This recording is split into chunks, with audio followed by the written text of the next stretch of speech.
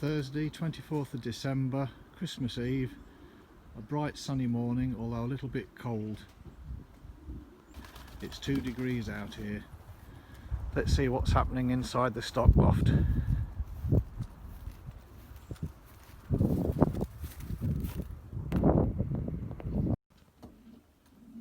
As you can see, most of the birds are now settled on their nests and have laid.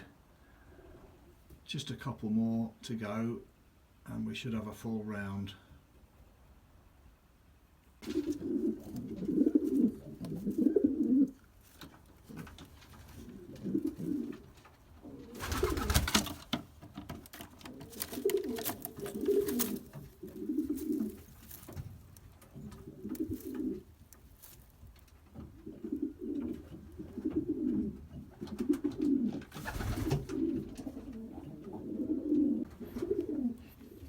Birds get very protective of their eggs, as you can see.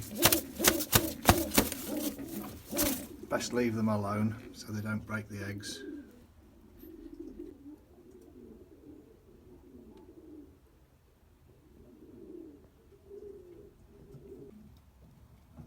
This one still hasn't laid, but the way she's sitting on the nest, it could be any day now.